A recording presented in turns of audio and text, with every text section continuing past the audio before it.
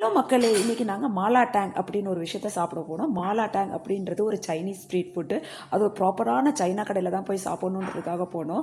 So வந்து நாங்கள் போன இடம் வந்து ஃபுல்லாகவே சைனீஸ் பீப்புள் தான் இருந்தாங்க. ஸோ ஆக்சுவலாக அங்கே என்ன பண்ணலாம்னா, நம்மளுடைய பவுலில் இருந்து நம்மளே செலக்ட் பண்ணிக்கலாம். நம்மளுக்கு தேவையான வெஜிடபிள்ஸ், நமக்கு தேவையான எக் வெரைட்டி, நமக்கு தேவையான மீட் வெரைட்டி எல்லாம் நம்மளே தேவையானதெல்லாம் எடுத்து போட்டுக்கலாம். நான் கொஞ்சம் எல்லாமே முக்கால்வாசி வெஜிடேரியனாக தான் எடுத்துக்கிட்டேன். ஆனால் தென்னா வந்து எல்லாமே ட்ரை பண்ணணுன்றதுக்காக வந்து காடை முட்டையிலேருந்து ஷ்ரிம்ப்லேருந்து லேம்பு கறியிலேருந்து எல்லாமே ட்ரை பண்ணார். ஸோ புதுசான நாங்கள் வந்து கேள்விப்படாத புது புது வெஜிடபிள்ஸு, புது புது விஷயங்கள்லாம் அங்கே நிறைய இருந்தது. ஸோ கொஞ்சம் பயந்துக்கிட்டே தான் சாப்பிட்டேன். ஆனால் அங்கே இருந்தவங்ககிட்ட நான் கேட்டேன், இந்த மாதிரி வந்து அது எதுவுமே சைடு எஃபெக்ட்லாம் இருக்கா, அதில் ஏதாவது அலர்ஜியெல்லாம் வந்துடாதுல்ல அப்படின்னு கேட்டேன். இல்லை அதெல்லாம் எல்லாமே உங்களுக்கு பிளான்ட் பேஸ் தான், அதெல்லாம் ஒன்றும் ஆகாது, தைரியமாக சாப்பிடுங்க அப்படின்னாங்க. அதே மாதிரி அங்கே இருந்த ஒரு சைனா அக்காக்கிட்டையும் போய் கேட்டேன், நல்லா சமைச்சு தருவீங்களே, வெந்து வேகாமலாம் கொடுத்துறாதீங்க, எங்கள் வயிறெல்லாம் ஒத்துக்காதுங்க, நாங்கள் வேறு புதுசாக வந்திருக்கோம் இந்த ஊருக்கு அப்படின்னு. கவலைப்படாத ஸ்வீட்டி, நான் உனக்கு நல்லாவே சூப்பராக சமைச்சு தரேன் அப்படின்னு சொன்னாங்க.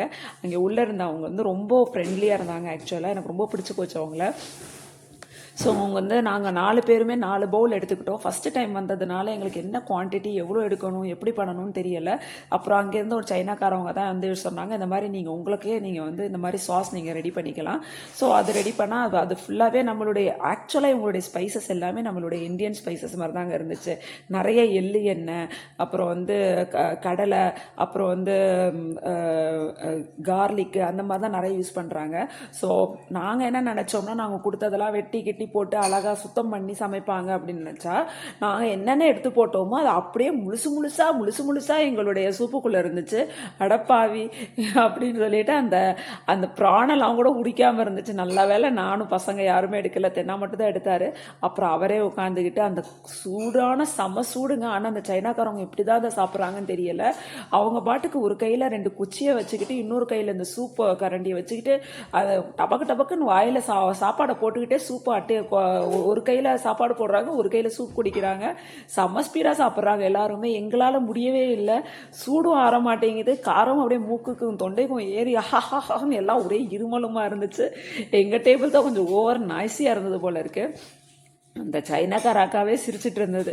சரி, நான் சொன்னேன், அந்த மாதிரி எங்களுக்கு ஃபஸ்ட் டைம் இங்கே வந்திருக்கோம், நெக்ஸ்ட் டைம் வந்தால் நாங்கள் பழகிடுவோம் அப்படின்னு. பரவாயில்ல, இட்ஸ் ஓகே அப்படின்னுச்சு. ஆனால் இங்கே யூஎஸில் ஒரு பெரிய பிரச்சனை என்னென்னா, டிப்ஸு கம்பல்சரிங்க. நீங்கள் 15% தரீங்களா, 18% தரீங்களா, 25% தரீங்களான்னு வாலண்டரியாக கேட்டுருவாங்க. சரி, இது எங்களால் சாப்பிட முடியாது, அதெல்லாம் ஒரு டப்பாவில் பேக் பண்ணி எடுத்துகிட்டு எதுக்கு அவ்வளோ காசை கட்டினதை வேஸ்ட் பண்ணுவானே நைட்டு டின்னருக்கு வச்சுக்கிட்டோங்க. ஆனால் மாலா டேங்